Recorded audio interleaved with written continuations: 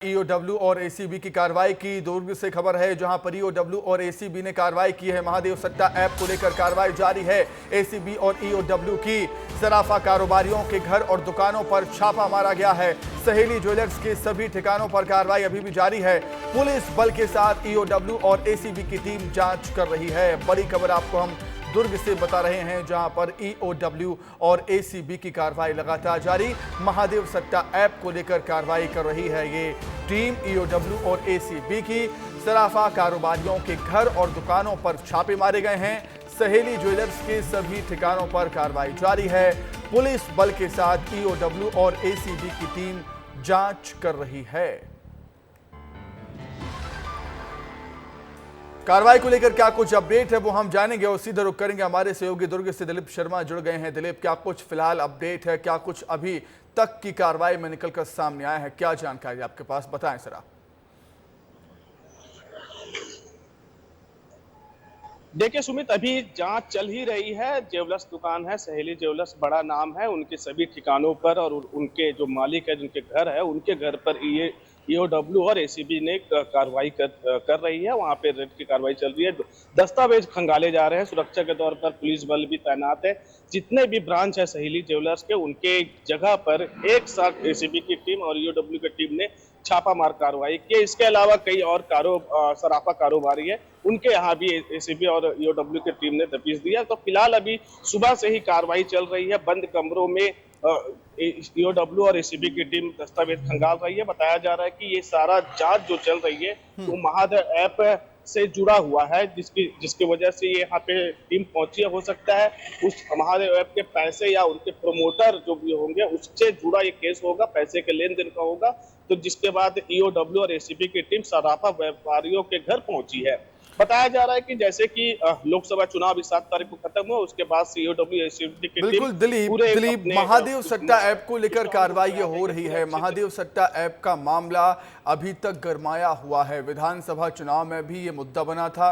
लोकसभा चुनाव खत्म हो चुके हैं छत्तीसगढ़ में, लेकिन अभी भी लगातार कार्रवाई कर रही हैं जांच एजेंसियां।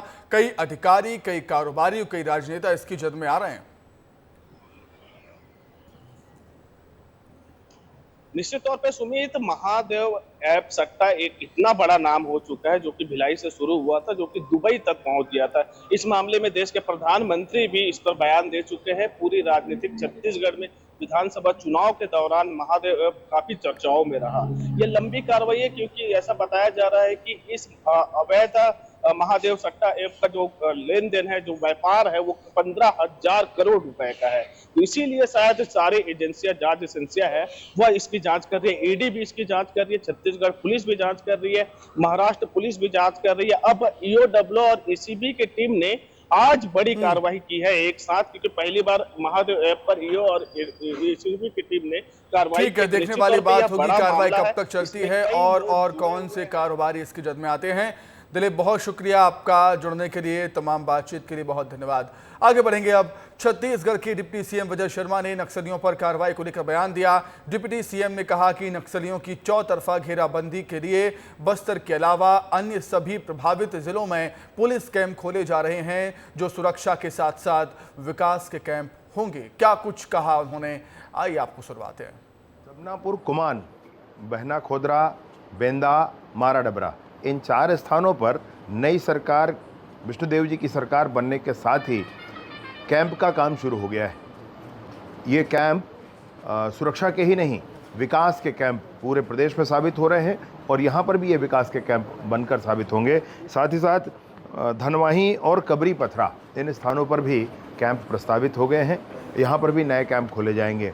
नक्सलियों के इस क्षेत्र से मूवमेंट को रोकने के लिए, इस क्षेत्र में उनके काली छाया को, उनके प्रभाव को रोकने के लिए, इस तरह की किसी भी घटना से इस पूरे जिला कबीरधाम के क्षेत्र को सुरक्षित करने के लिए ये सारे कैंप खोले गए हैं और खोले जा रहे हैं।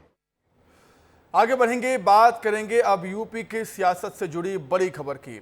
बीएसपी कोऑर्डिनेटर से हटाए जाने के बाद बोले हैं आकाश आनंद।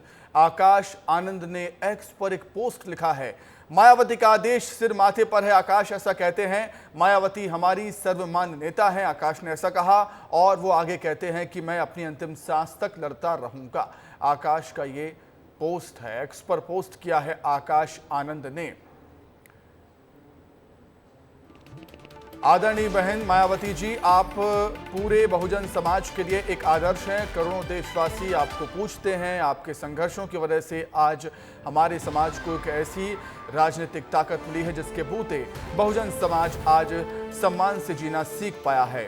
आप हमारी सर्वमान्य नेता हैं। आपका देश से माथे पे भीम मिशन और अपने समाज के लिए मैं अपनी अंतिम सांस तक लड़ता रहूंगा। जय भीम, जय भारत, ये पोस्ट है आकाश आनंद का। आगे बढ़ेंगे। बीजेपी के वरिष्ठ नेता गोविंद मालू का इंदौर में अंतिम संस्कार किया गया। रीजनल पार्क के मुक्तिधाम में गोविंद मालू का अंतिम संस्कार किया है, जिसमें सीएम डॉक्टर मोहन यादव ने भी हिस्सा लिया था। गोविंद मालू के निधन को सीएम डॉक्टर मोहन यादव ने एक बड़ी क्षति बताया है। सीएम डॉक्टर मोहन यादव ने कहा कि प्रदेश और पार्टी के लिए गोविंद मालू के योगदान को कभी नहीं भुलाया जा सकेगा। मुझे अत्यंत दुख है। हमारे अपने बहुत होनहार व्यक्तित्व का अचानक देहावसान होना, ये हम सब के लिए अत्यंत पीड़ादायक भी है। और जिंदा दल व्यक्ति, सबको लेके चलने वाले, अपने खुद के व्यवस्थाओं से लगातार सारे कामों को बढ़ाने वाले ऐसे व्यक्ति भाजपा की बहुत बड़ी धरोहर थे। मैं परमात्मा से कामना करता हूँ, अचानक हार्ट फेल हुआ और ये घटना हुई है। आगे बढ़ते हैं। बीजेपी के प्रदेश अध्यक्ष वीडी शर्मा उज्जैन पहुंचे और विधि विधान से बाबा महाकाल की पूजा की, बाबा का आशीर्वाद लिया। बता दें कि चौथे चरण में मध्य प्रदेश के मालवा निमाड़ में वोट डाले जाने हैं, जिसको लेकर प्रदेश अध्यक्ष मालवा में लोकसभा चुनाव को लेकर जगह जगह कार्यकर्ताओं की बैठक करेंगे और आम जनसभा को संबोधित करेंगे। उससे पहले वीडी शर्मा ने बाबा महाकाल का आशीर्वाद लिया है।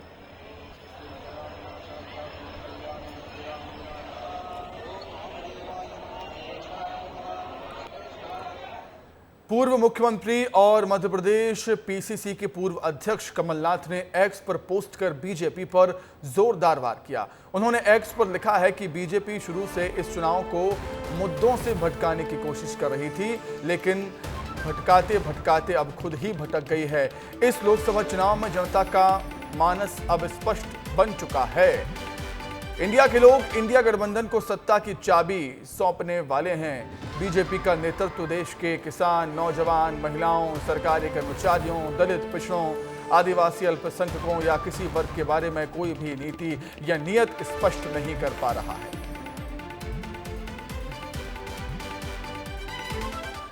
बड़े मियां छोटे मियां को बीजेपी की फायर ब्रांड नेता नवनीत राणा ने 11 साल पुराने एक बयान पर ऐसा जवाब दिया जो कि खूब देखा जा रहा है, सुना जा रहा है। 15 मिनट के सामने 15 सेकंड वाला बयान अब चर्चा में है। पूरा मामला क्या है, रिपोर्ट देखिए। देश में इन दिनों चुनावी मौसम चल रहा है। अब तक 3 चरणों में हुए चुनाव में कई प्रदेशों में मतदान हो भी चुके हैं और अभी आगे कई और राज्यों में चुनाव होने बाकी हैं। इसके साथ ही धुआंधार चुनाव प्रचार का दौर भी लगातार जारी है। वोटरों को अपने पाले में लाने के लिए तमाम राजनीतिक दलों के नेता अलग अलग राज्यों का दौरा कर रहे हैं और विरोधियों के खिलाफ बयानबाजी हो रही है। नवनीत राणा बीजेपी के फायर ब्रांड नेता तेलंगाना के दौरे पर थी। हैदराबाद में उन्होंने महबूब नगर में रोड शो किया और जनसभा के दौरान ओवैसी बंधुओं पर जमकर निशाना साधा। बीजेपी नेता नवनीत राणा ने ओवैसी के बयान का जवाब दिया और कहा कि छोटा भाई बोलता है 15 मिनट के लिए पुलिस हटा दो, फिर हम दिखाते हैं, लेकिन हमें सिर्फ 15 सेकंड लगेंगे। 15 सेकंड के लिए अगर पुलिस को हटाया तो छोटे बड़े को ये पता भी नहीं चल पाएगा कि वे कहां से आए और कहां गए। सुनिए नवनीत राणा ने क्या कुछ कहा। छोटा बोलता है कि पुलिस को 15 मिनट हटा दो तो हम दिखाएंगे, बोले कि क्या कर सकते हैं। छोटे को मेरा कहना है तेरे को 15 मिनट लगेंगे छोटे, और हमको सिर्फ 15 सेकंड लगेंगे। 15 सेकंड पुलिस को हटाया, 15 सेकंड अगर पुलिस को हटाया तो छोटे को बड़े को ये पता नहीं लगा कहां से आया और कहां को गया। अब आपको ये भी बताते हैं कि वो 15 मिनट वाला मामला क्या है। 2013 में AIMIM के प्रमुख असदुद्दीन ओवैसी के छोटे भाई अकबरुद्दीन ओवैसी ने क्या कुछ कहा था, आप वो भी सुनिए। हम 25 कौड़ है ना, तुम 100 कौड़ है ना, ठीक है, तुम तो हमारे से इतने ज्यादा है, 15 मिनट के लिए पुलिस को हटा लो, बता लेंगे किसमें हिम्मत है, कौन ताकतवर। फायर ब्रांड नेता नवनीत राणा अपने बयानों के लिए जानी जाती हैं। माधवी लता के प्रचार के दौरान नवनीत राणा ने 15 मिनट का जवाब 15 सेकंड से दिया है। उधर माधवी लता का पतंग काटने वाला एक्शन भी लोगों के बीच चर्चा में बना हुआ है। ब्यूरो रिपोर्ट, विस्तार न्यूज। आगे बढ़ते हैं। इंदौर में हुए भ्रष्टाचार मामले में हाई लेवल 3 सदस्यीय कमेटी का गठन किया गया है। वाणिज्यिक कर विभाग के प्रमुख सचिव की अध्यक्षता में ये कमेटी बनाई गई है, जिसमें वित्त विभाग के सचिव और लोक निर्माण विभाग के मुख्य अभियंता को सदस्य बनाया गया है। दरअसल नगर निगम इंदौर में ठेकेदार और अफसर ने मिलकर फर्जी बिल लगाकर करोड़ों का चूना लगाया था। मामले में अब तक 3 से 4 ठेकेदारों के घर पर छापेमारी कर उन्हें गिरफ्तार कर लिया गया है। वहीं कई नगर निगम के अधिकारियों की भूमिका भी पाई गई है। अब ये कमेटी 15 दिन के अंदर रिपोर्ट सौंपेगी। एयर इंडिया एक्सप्रेस की फ्लाइट रद्द होने का ये मामला है। एयरलाइन ने 25 क्रू मेंबर को नौकरी से निकाला है। 7 मई को अचानक छुट्टी पर चले गए थे क्रू मेंबर्स। 90 से ज़्यादा फ्लाइट कैंसिल करनी पड़ी थी इस वजह से, जिसको लेकर अब एक्शन एयरलाइंस की तरफ से एयर इंडिया एक्सप्रेस की तरफ से लिया गया।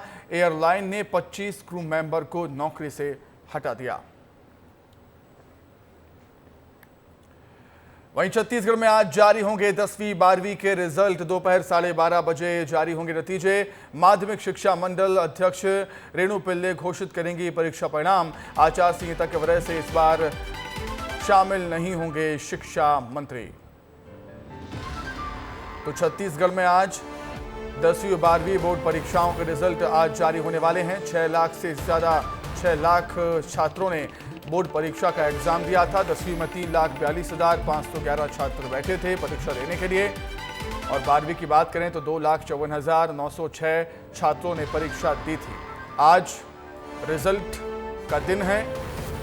इंतजार है सभी छात्रों का जिन्होंने 10वीं 12वीं के एग्जाम दिए थे बोर्ड परीक्षा के। खबर कांकेर से, जहां महादेव सट्टा ऐप मामले में एसीबी टीम ने हवलदार विजय पांडे के घर पर छापा मारा है। पांडे के चारामा स्थित घर को सील कर दिया गया। सुबह से ही एसीबी की 7 सदस्यीय टीम घर पहुंची थी, लेकिन घर पर ताला लगा होने की वजह से टीम के सदस्य घर के बाहर खड़े होकर इंतजार कर रहे थे। लंबे इंतजार के बाद कोई नहीं पहुंचा तो घर को सील कर दिया गया। वहीं ग्वालियर में रिश्वत मांगने का वीडियो वायरल हो रहा है। नगर निगम के टैक्स कलेक्टर राजेश यादव का ये वीडियो है। नामांतरण के लिए 50,000 रुपए मांग रहा था टीसी। 35,000 रुपए में नामांतरण का हो रहा था सौदा। नगर निगम कमिश्नर हर्ष सिंह ने टीसी को निलंबित कर दिया। टैक्स कलेक्टर राजेश यादव का वीडियो सोशल मीडिया पर वायरल। हाँ, छोटी बड़ी का चक्कर होता होगा इसमें, कुछ है ना, छोटे नामांतरण हो जाएगा, इनको कहीं नहीं जाना पड़ेगा। 50,000 रुपये, 50,000 हिसाब से देख लो। 1 रुपये क्यों नहीं लगेगा, स्टाम्प ड्यूटी जाएगा, लगा दे, रजिस्ट्री कहानी खत्म। इसमें आप एक काम करो, इसमें मैं कितने कम करूँ बात क्या है कहानी, अगर रजिस्ट्री हुए मैं इसमें एक काम करूँगा, 30,000 रुपये दिलवा दूंगा। यार 30 तो बहुत कम है। कैसे हम किसको कैसे अरेंज करेंगे? आप कर दो अपने हिसाब से ज़्यादा। आगे बढ़ते हैं। आगरमालवा जिले के 2 गांवों को लोगों ने मतदान के बहिष्कार का ऐलान कर दिया। 2 गांव के लोगों ने ग्रामीण करीब 1.5 किलोमीटर 1.5 किलोमीटर सड़क के साथ ही पुल के लिए लंबे समय से परेशान है। ग्रामीणों ने गांव के प्रवेश द्वार पर चुनाव बहिष्कार का बैनर भी लगा दिया। दरअसल धंधेड़ा और रायपुरिया के ग्रामीणों का कहना है कि मांगे पूरी होने पर ही वोट डाले जाएंगे। दोनों गांव में सड़क न होने से छात्रों को भी काफी परेशानी होती है। कारण ये सर के मांग के बच्चा बनवा जाए तो रोड नहीं तो जाए का सामान तो पानी में नाला वही न जाए तो 2 दिन में 3 दिन में 8 दिन में रोड वो जो खाल उतरे जी छोरी जाए तो जहाँ तक गड़े रही। बारिश में कच्चा रोड है तो जाने में दिक्कत आती है, पुलिया भी नहीं है। सर ये रोड के लिए लगा रखा है हमने, यहाँ पे रोड नहीं बन रहा है, रास्ता बहुत कच्चा है तो स्कूल जाने में बहुत प्रॉब्लम होती है। इसके कारण सबसे मेन मुद्दा तो हमारा है कि ये रोड रायपुरा से धनेड़ा के लिए रोड चाहिए हमें, क्योंकि यहाँ सबसे ज़्यादा ज़रूरत हमारे रायपुरा वाला के आगर के लिए ज़रूरत पड़ती है। By chance. और सबसे ज़्यादा डंडा वालों को रायपुरा के लिए आना पड़ता है यहाँ, क्योंकि मिडिल स्कूल भी रायपुरा ही है। रोड की तो यही तो समस्या है हमारे का, रोड बनना जरूरी है। रोड नहीं बनेगा तो ये वोट नहीं मिलेगा आपको। ये पिछली बार कई विधायक आए, सांसद महोदय आए, हमने सबको अवगत कराया, कलेक्टर साहब का ज्ञापन दिया, फिर भी हमारी कोई सुनवाई नहीं हुई। श्योपुर से खबर है, जहां बेटे पर विधवा मां की हत्या कर घर में ही चुनवाने का आरोप है। बेटे ने मां की गुमशुदगी की रिपोर्ट दर्ज करवाई। रिश्तेदारों और पड़ोसियों से पूछताछ में कोई सुराग नहीं मिला। पुलिस के शक के आधार पर ही बेटे से पूछताछ की गई। बेटे ने जुर्म कबूल कर लिया।